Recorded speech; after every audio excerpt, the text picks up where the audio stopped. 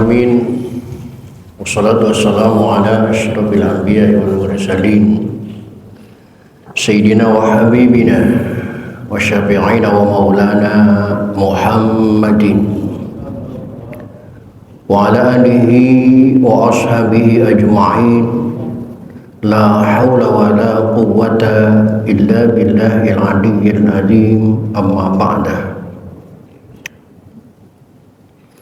Qad qala ta'ala bi ayatihil karim. A'udzu billahi minasyaitonir rajim. Bismillahirrahmanirrahim. Wa ma khalaqtul jinna wal insa illa liya'budun. Shadaqallahul azim. Bapak-bapak, segenap pengurus dan jamaah Masjid Jami Baitul Amin, bil khusus yang hadir ta'lim pada malam ini, yang saya hormati dan yang saya muliakan. Mudah-mudahan dengan bertaklim kehidupan kita mendapat kemuliaan dari Allah Subhanahu wa taala. Amin.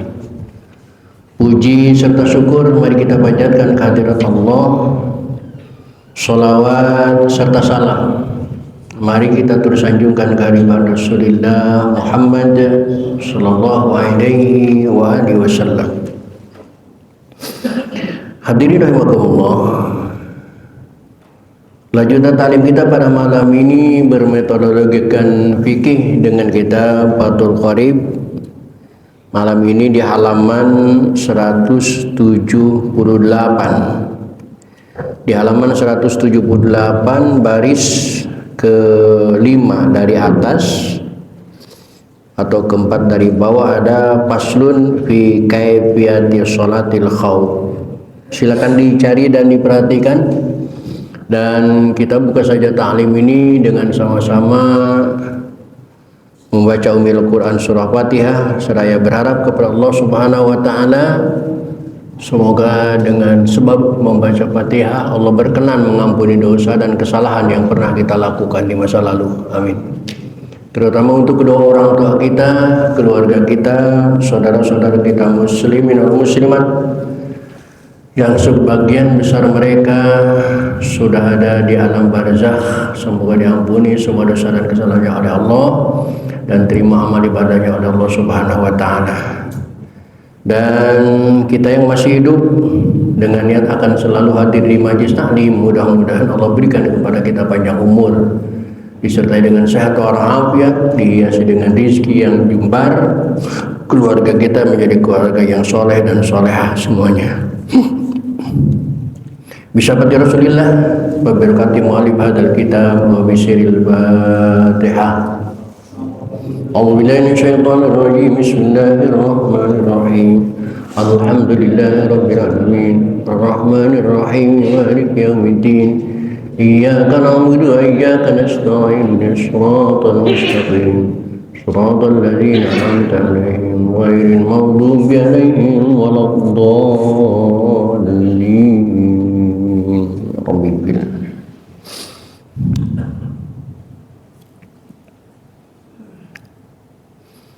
Bismillahirrahmanirrahim. Faslun, suatu pasal fi kaifiyati sholatil khawfi, menerangkan kaifiyat tata cara sholat khawf. Sholat khawf itu sholat yang dilaksanakan di saat genting. Bahkan di kitab secara takhsis dikatakan sholat di saat perang, sholat sambil perang, perang sambil sholat. Wa innama afradahal musannifu, dan sesungguhnya musannif menyendirikan sholat khawf ini an ghairiha, dari yang lainnya, minas sholawati, dari berbagai macam sholat, bitarjamatin, dengan suatu terjemah. Kenapa sholat Siddatil Khawf ini dipisahkan dari sholat fardu yang lain? Padahal pasal-pasal di bawah sudah menjelaskan bagaimana sholat fardu, bagaimana sholat sunnah hayat, bagaimana sunnah abad dan lain sebagainya. Tapi sholat ini kok dipisahkan sendiri. Kenapa alasannya? Li'annahu, bahwasanya yuhtamalu, dimaafkan, fi iqamatil fardi, dalam mengerjakan sholat fardu, fil khawf, pada waktu khawf, pada waktu takut, ma la yuhtamalu fi ghairiha, apa-apa yang tidak dimaafkan pada yang lainnya. Karena di dalam pasal ini akan membahas hal-hal yang diperbolehkan dilakukan ketika sholat Sidatul Khawf, melakukan yang dilarang dilakukan oleh kita pada sholat normal pada umumnya. Seperti pada sholat normal pada umumnya, bergerak 3 kali gerakan itu membatalkan sholat. Di dalam sholatil khawf, lari 3 langkah, 7 langkah, 70 langkah menghindari musuh, itu tidak membatalkan. Dalam sholat normal, al-kalamul amdu, bicara dengan sengaja, walau harfan, walaupun 1 huruf, itu membatalkan sholat. Tapi dalam sholat Sidatul Khawf, teriak, bukan 1 huruf, 5 huruf dan lain sebagainya, itu juga tidak membatalkan. Karena itulah sholat Sidatul Khawf ini dipisahkan dari sholat-sholat yang lain.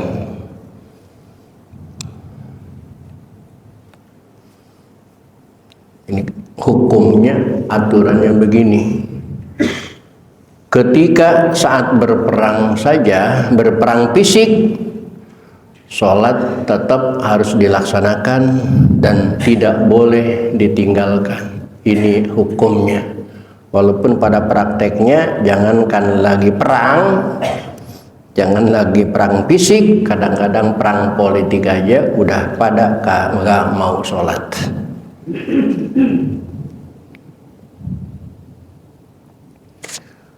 Wa sholatul khawfi anwa'un kasiratun, dan sholat khawf itu ada beberapa banyak macam, sampai-sampai tablughu sittata adrubin, yang sampai kepada 6 macam cara. Sholat Sidatul Khawf itu bisa diperinci tutorialnya sampai 6 cara. Kamasfi Sahih Muslim, seperti keterangan di dalam kitab Sahih Muslim, ada 6.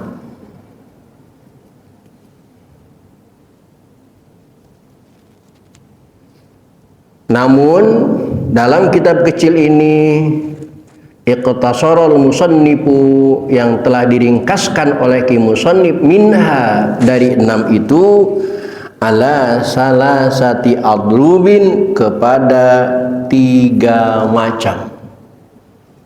Yang 6 macam tadi disingkat oleh pengarang kitab ini menjadi 3 tutorial, 3 macam.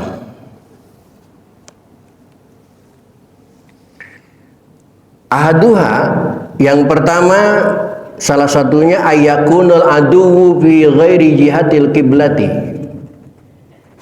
musuh di selain arah kiblat. Yang pertama, kalau terjadi peperangan, musuhnya di arah timur, di arah selatan, di arah utara. Yang jelas musuh bukan di arah kiblat.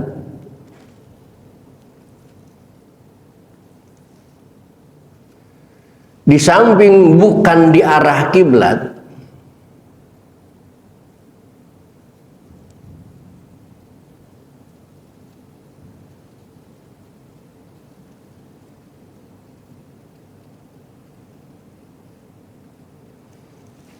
ayakunal aduwwu bi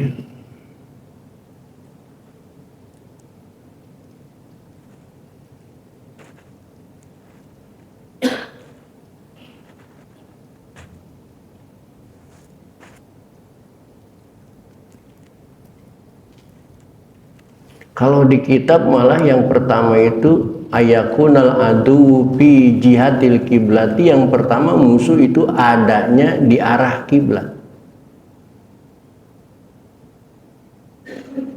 Tapi di sini fi ghairi,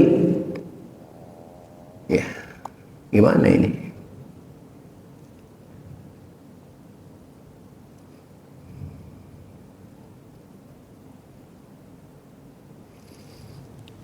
Wahwa qalilun, dan musuh itu jumlahnya sedikit.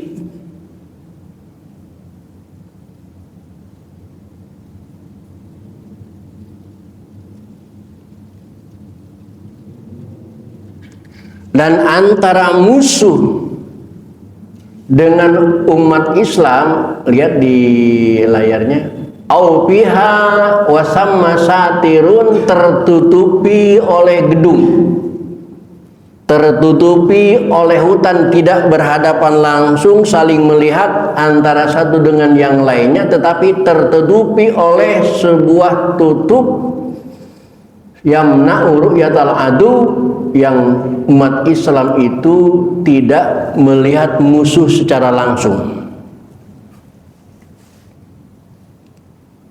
Nah, maka cara sholat semacam itu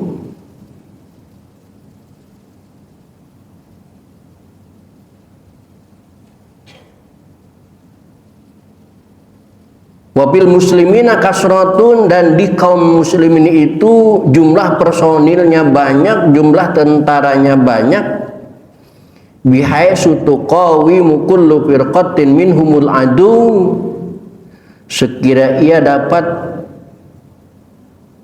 menandingi, melawan satu golongan dari muslimin kepada musuh.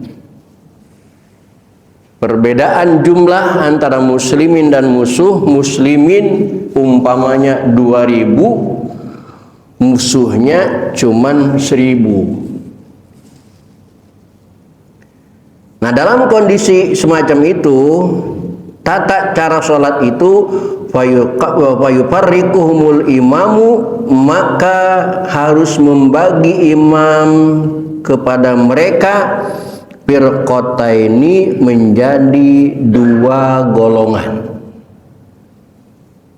Jumlah umat Islam yang 2000 tadi dibagi 2, 50-50, 50%, dengan cara firqatan taqifu fi wajhil adu, yang satu golongan berdiri di hadapan musuh, tahrisuhu, yang menjaga dari serangan musuh. Musuhnya ada di timur, yang 1000 standby menghadap timur menghadang musuh. Musuhnya ada di utara menghadap utara, musuhnya ada di selatan menghadap selatan. Sementara wa firqatun, dan satu golongan lagi, 1000 lagi, taqifu khalfahu, berdiri di belakangnya imam al-imami, yakni imam yang 1000 sholat bersama imam.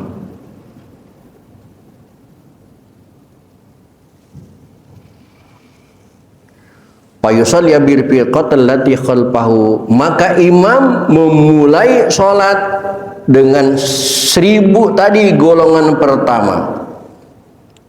Usalli fardhu dhuhri rak'ataini lillahi ta'ala, usalli fardhu al-asri rak'ataini lillahi ta'ala qasran,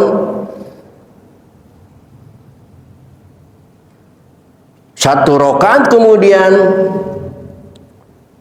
summa ba'da qiyamihi li rakaati tsaniyah, kemudian imam bangun ke rakaat yang kedua, maka makmum dipersilakan menyelesaikan sholatnya masing-masing, mufaraqah dari imam, dan kepada imam dianjurkan membaca suratnya yang panjang, karena makmum yang pertama itu menyelesaikan sholatnya sendiri-sendiri mufaraqah dari imam, kemudian dia bubar menggantikan posisi yang 50% tadi menjaga, yang awalnya menjaga itu meletakkan senjatanya menuju ke tempat imam yang sedang sholat sendiri, lalu dia makmum bersama imam. Begitu makmum bersama imam dalam rakaat kedua, kemudian sholat lagi imam dengan golongan yang kedua. Rakaat yang kedua ini imam, jamaahnya sudah golongan yang kedua. Begitu satu rakaat kemudian, bagi imam itu rakaat yang kedua. Maka karena sudah rakaat yang kedua, imam lalu salam. Tetapi makmum karena mereka baru satu rakaat lagi, maka mereka harus menyelesaikan satu rakaat lagi tanpa dipandu oleh imam. Itu caranya.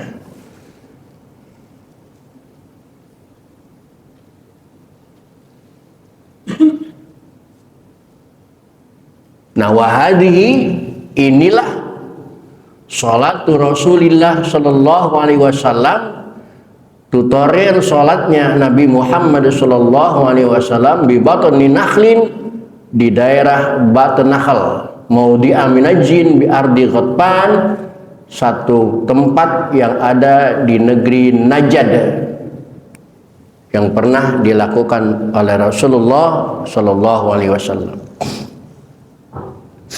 Dan ini juga di Tangerang Aba Usub. Begitu Kiai Suhaimi meninggal, santri pada Rincang meneruskan kitab I'anatul Talibinnya ke Aba Usub Tangerang, maka pesantren Aba Usub penuh dengan santri dewasa pindahan daripada Rincang. Akhirnya masjidnya Aba Usub itu tidak mampu menampung jamaah. Bagaimana caranya sholatnya santri? Maka diatur oleh Aba Usub seperti ini. Aba Usub sholat di rakaat yang pertama Jumat dengan mereka yang 50% jamaah. Kemudian Aba Usub bangun ke rakaat kedua Jumat membaca suratnya yang panjang, sementara jamaah di belakang menyelesaikan sholat Jumatnya masing-masing sendiri-sendiri, mufaraqah dari imam, lalu bubar keluar masjid, dan 50% lagi masuk ke masjid berjamaah bersama Aba Usub. Dan Aba Usub waktu itu masih berdiri, mereka berjamaah. Kemudian lanjutkan rakaat yang kedua bagi imam. Setelah lanjutkan rakaat yang salam, setelah salam maka jamaah yang kedua ini melanjutkan sholatnya masing-masing. Itu tata cara ini yang dilaksanakan.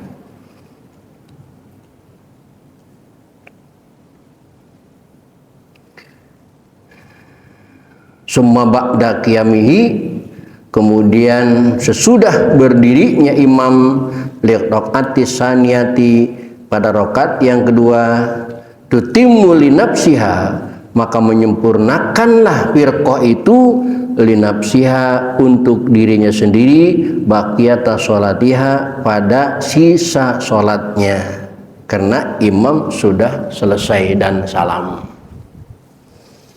Watamdi, dan langsung pergi ba'da firaghi sholatiha, sesudah selesai sholatnya firqah itu, ila mahalil adul, kepada jihad musuh untuk menjaga. Yang selesai sholat langsung pergi ke tempat menghadap musuh. Wa ta'ti ta'ifatul ukhra, dan kemudian datang segolongan yang lain, allati kanat harisatan, yang telah menjaga musuh, fi raqatil ula, pada rakaat yang pertama, fayusalli, maka lalu salat al imamu, imam, biha, bersama golongan yang kedua itu, rakaatan, satu rakaat. Fa idza jalasal imamu, maka apabila imam itu duduk, litasyahudi, untuk membaca tasyahud, tufariquhu, maka golongan itu mufaraqah kepada imam, karena golongan yang kedua salatnya baru satu rakaat.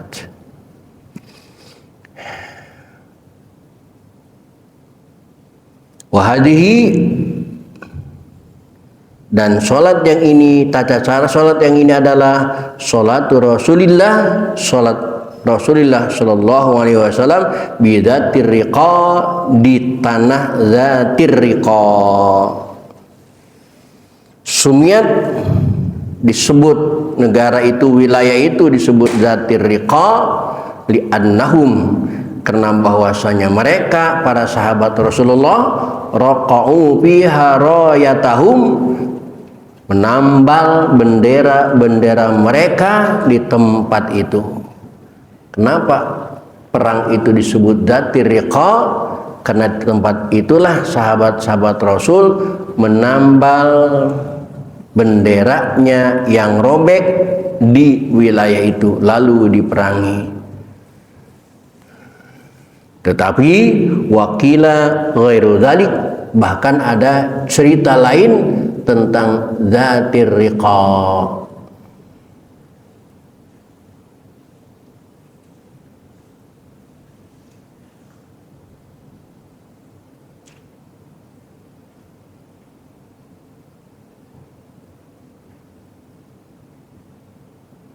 Nanti ada sholat,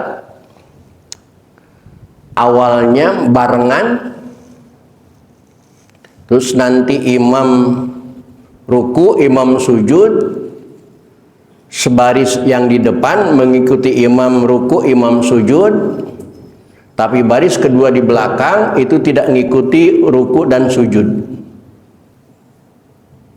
Mereka ya baris depan itu, baris belakang itu berdiri tegak, standby dengan senjatanya kalau musuh menyerang waktu selagi sholat. Nanti selesai yang itu, yang belakang baru ruku dan sujud, yang di depan dan berdiri tegak menjaga musuh.